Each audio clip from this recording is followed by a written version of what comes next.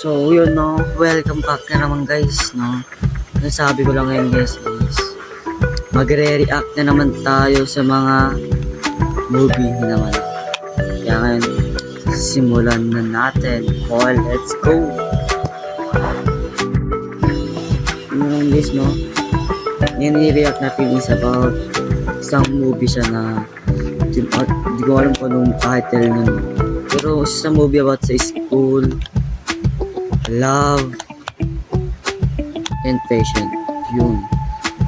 Tapos, may question ako dito, mga question is, di ko alam kung mga question na yun.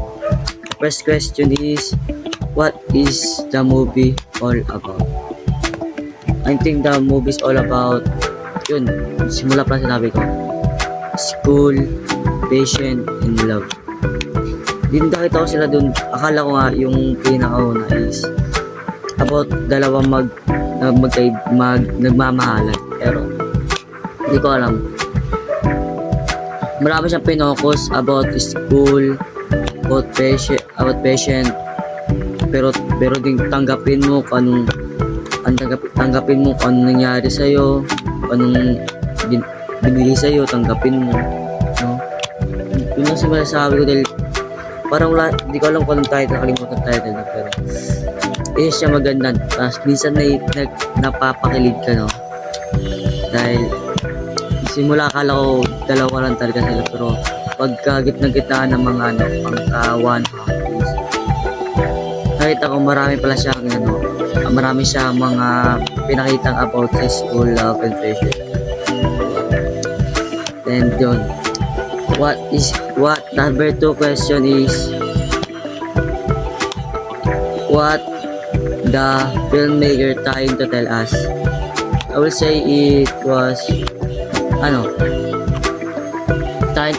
the filmmaker trying to tell us that school is more important than love, because love can wait, but school is more important than love. School is more important than love, that because mga pangarap mo, school talaga nagana doon. Dahil ngayon sa panahon na to, kung wala kang diploma, hindi mo talaga makakuha yung mga mo.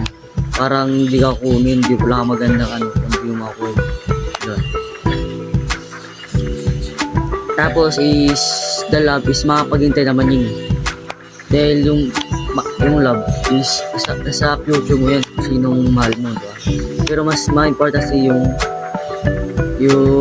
school, dahil pang future mo talaga yun. Tapos yung school, pang future mo na yun. Tapos paano pa sa minamahal mo, diba? Kaya mas important talaga yung school. Kaya yung sa pinakauna, nagulat ako bakit naghiwalay yung dalawang magjowa. Nakasad lang bakit hindi sila naghiwalay ito. Pero ito natin magagawa din. Yun yung filmmaker nila. Kaya support. Number 3 question is the movie similar to real life? I will say yes, because sometimes ngayon sa kabataan ngayon is marami ng kabataan na nagjojowa-jowa, di ba? Kaya minsan nakaka-apekta sa school nila. Kaya minsan nga na ngayon mga estudyante ngayon marami na tumitigil, di ba? Dahil sa pagjojowa. Hindi ko daw sasabihin lahat. Minsan kasi marami silang nagjojowa ngayon dahil sa mga gustong jowa, dahil may nakita sila sa iba magjowa, pinaka-apekto yung school nila, di ba? Kaya sasabihin ko lang is pumasok, huwag kayo magjowa, pero sana yung pag-jowa nyo is hindi maka-apekto sa sa school nyo, sa grado nyo, dahil yung grado is napaka-important talaga yun sa buhay nyo. Dahil lahat ngayon hindi kaya tanggapin kung malit grado mo, kung hindi nga pagtapos, di ba? Swerte mo kung mag-discarte ka, kung may tatanggap sa'yo, di ba? Pero ngayon para wala nang tatanggap kung gano'n. Number 4 question is, what are the key points that are most memorable for you? I think is yung ending, yung pinaka-happy na ending din. Dahil yung paka-ending kasi guys is nagka-graduate na sila. Yun. gadget na sila, lahat sila, sobrang saya nila. Yung mga magulang nila, sobrang saya din. Pag may nakita ko, ano, umiyak doon. May nakita rin ako doon sa ano. Gusto talaga yung pinahuli. Dahil, yung parang alam mo na, ano, bigla na lang pumunta sa'yo yung magulang mo, sabihin sa'yo na, yun, tapos ka na rin. Kulang mo na lang is pagkatalabaho mo. Diba? Parang sobrang saya lang rin nun dahil sinabi lang sa'yo ng magulang mo na sobrang saya mo na, diba? Yun ito pinaka-hinihintay ko. Mag-graduate ng grade 12 at mag-college. Yung pinag-gusto ko talaga, no? Hindi ko alam kung anong reaction ng mga magulang ko, no? Kung gano'n makagalit ko. Salutatorian pa, no? Hindi, ito lang. Wala yung mangyari yun. Pero, natry ko maging salutatorian. Natry ko sa magulang. Number 5 is, last question. What did you learn from this movie?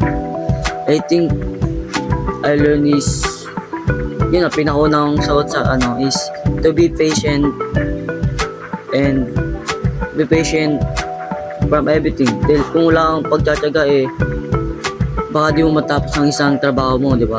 Kaya isang ginagawa kung wala kang pagtsatsaga. Dahil di mo lang pagtsatsaga kung wala kang tsaga, wala din nilaga, di ba? Yung pagsasabihin ng mga tatanda kayo. Kung wala kang tsaga, wala din nilaga. Parang gano'n lang din. Kung wala pagtsatsaga, wala kang maaabot. No? Dahil kung wala kang pagtsatsaga, parang wala kang gagawin din. Wala kang tsaga. Parang ang bilis mo sumuko kung wala tsaga. Kaya, patient is the key for everything. Kung matyaga ka, meron ka talaga nilaga.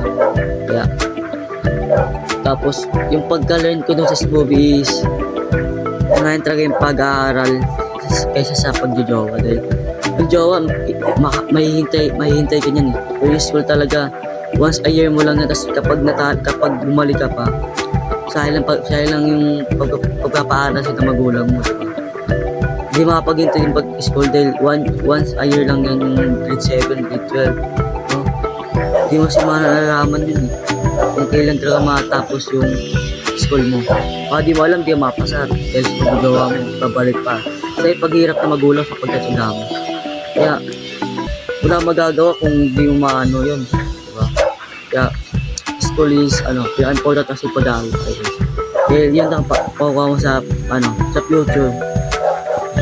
Yung mga po, sa future, sa another term. Diba? Kaya, yun ang mga advice sa inyo guys na unahin nyo talagang pag-aaral guys isa sa pag-jowa. Mapahihintay nyo yung jowa pero yung pag-aaral hindi. Kaya yun na po yung react ko sa movie nyo. Kalimutan yung pangalan ko, patry ko lagay sa comments sa description, no? Try ko lagay, kaya na bahala mag-click, panoorin nyo lang kung gusto nyo. So bye bye.